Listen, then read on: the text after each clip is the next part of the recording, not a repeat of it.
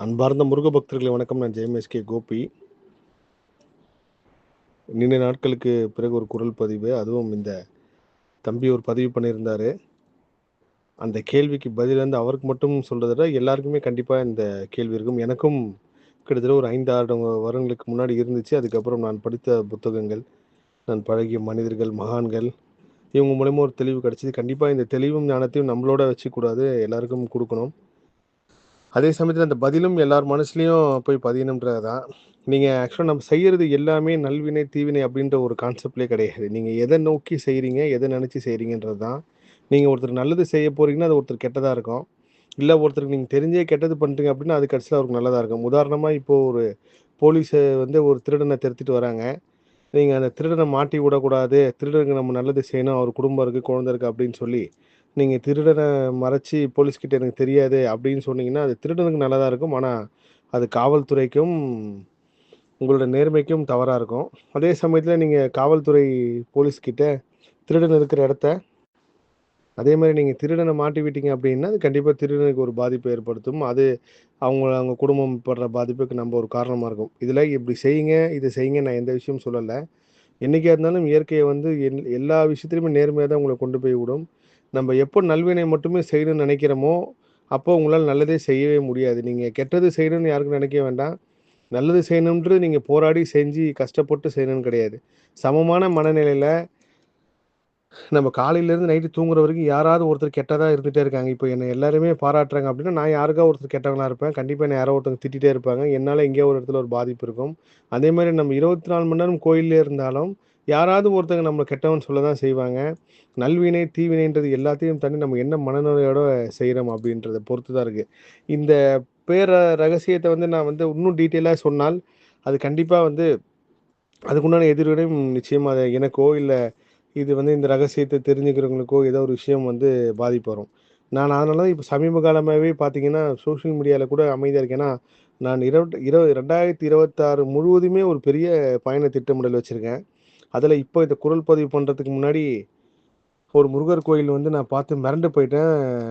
இப்படிப்பட்ட ஒரு கோவில் வந்து வட இந்தியால இருக்கு. அந்த வட இந்தியால வந்து முருகர் நம்மளுக்கு 2 விதமான விஷயங்கள் வந்து உணர்த்தியிருக்காரு. கந்தபுராணம், சூரசம்ஹாரம் நடக்கிறதுக்கு முன்னாடி முருகப்பெருமானோட சக்தி அதிகம் வந்து தமிழ்நாடு, வட இந்தியா, இந்தியா உலகம் ஃபுல்லா இருந்திருக்கு. அதுல 2 பார்ட்டா பிரிக்கிறப்போ, சூரசம்ஹாரத்துக்கு அப்புறம் இங்க எக்கச்சக்க முருகர் கோயில் உருவாயிருக்கு. நம்ம திரேதா யுகம், சத்தியுகம், கலியுகம் அப்படி தொடர்ந்து.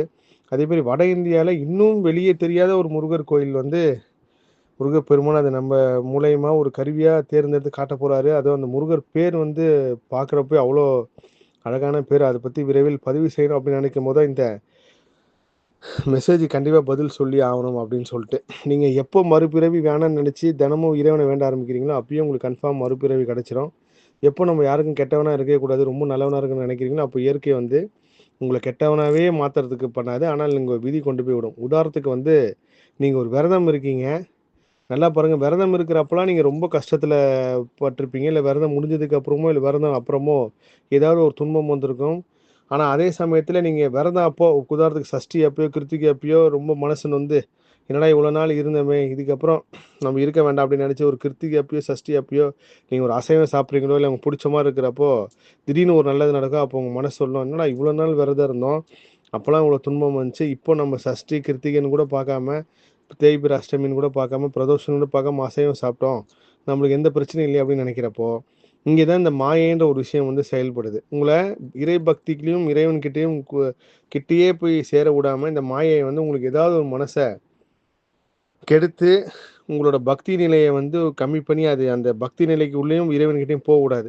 இப்படிதான் எல்லார் வாழ்க்கையும் நடைபெறுது. அதனால நீங்க கோயிலுக்கு போக, போக உங்களுக்கு நல்லது தான் நடக்குமே தவிர, 100% கெட்டது நடக்காது. போயிட்டு வந்ததுக்கு அப்புறம் நம்ம குடும்பத்தில ஒரு விபத்து ஏற்பட்டுடுச்சு, இல்ல இழப்பு ஏற்பட்டுச்சுன்னா, அது எல்லாமே உங்க வாழ்க்கையில நடக்க வேண்டிய துன்பத்த இறை சக்தி ஏதோ ஒரு வகையில மாத்திருச்சு அப்படின்னு மட்டும் நீங்க நம்புங்க. அதே மாரி வந்து இந்த பிறவியே நம்ம துன்பத்த அனுபவிக்கவும், அதுக்கு நடுவுல இன்பத்த அனுபவிக்கவும் பொறந்து தான் இருக்குமே தவிர, இதுலேருந்து நம்ம தப்பிக்க நினைக்கிறோம். தப்பிச்சு வேற எங்கேயாவது பரிகாரம் மூலியமா அத சரி பண்ணிடலாம் அப்படின்றது எல்லாமே வந்து இருக்கிற பிரச்சனை இன்னும் பெருசா தான் ஆக்கும். அதனால ஆஸ் இட் இஸ் நம்ப பொறந்துட்டோம்.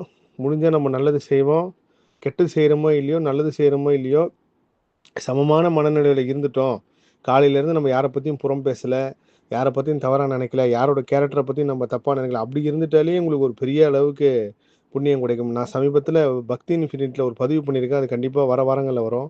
அசைவம் சாப்பிட்றதோட மோசமான பாவம் எது அப்படின்னா, அசைவம் சாப்பிட்றவங்கள கேவலமாக பார்க்குறோம் பார்த்தீங்கன்னா, அது இன்னும் பெரிய ஒரு பாவம். அந்த ஆன்மா கண்டிப்பா வேதனைப்படும். விலங்குகளுக்கு செய்ற துன்பத்த விட, ஒரு மனித ஆன்மாவுக்கு செய்ற துன்பம் தான் பெரிய துன்பம். அந்த மனித ஆன்மா மறந்துச்சோ, இல்ல அந்த உடல் மறந்துச்சோ, இல்ல மனம் மறந்துச்சோ, அது கண்டிப்பா நம்மளுக்கு பெரிய துன்பமா அமையும். அதனால நல்வினை, தீவினை எல்லாமே நீங்க எந்த எண்ணத்தோட செய்றீங்க பொறுத்து தான்.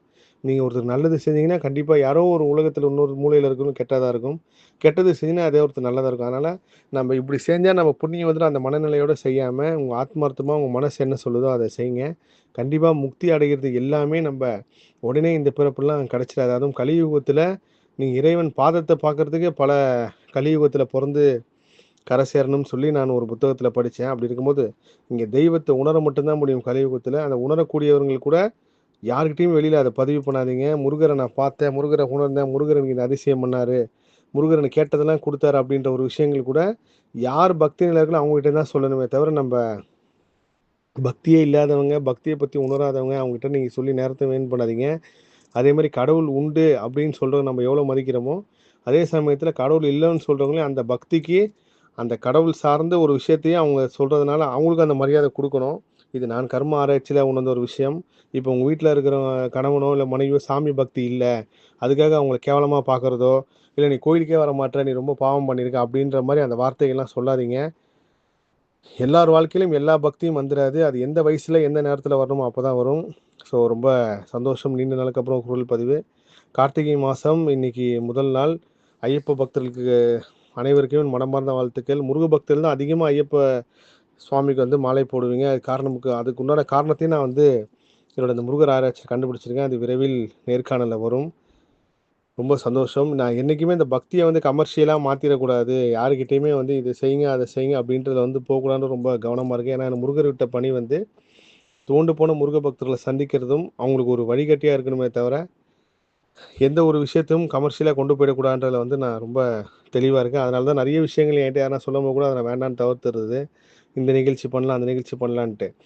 இறைவனுக்கும், முருகனுக்கும் உங்களுக்கு நடுவுல யாருமே கிடையாது. நான் கூட கிடையாது. இதுக்கு நடுவுல யாரையும் வரவும் விடாதீங்க. ஏன்னா நீங்க அந்த முருக சக்திய உணர்றப்போ, யார் சொல்றது தான் தாண்டி முருகப்பெருமான வந்து நீங்க ரத்தத்தோட ரத்தமா உணர இருக்கப்போ, எனக்கு நடந்த அதே அற்புதம், அதிசயம் உங்களுக்கும் நடக்கும். ரொம்ப சந்தோஷம். என்னோட உடல்நிலை சரியாயிடுச்சு. விரைவில் இன்னும் அடுத்த கட்ட நகர்வை நோக்கி என்னோட முருகர் ஆராய்ச்சி பயணம் இருக்கும். எல்லா புகழும் முருகனுக்கே. நன்றி.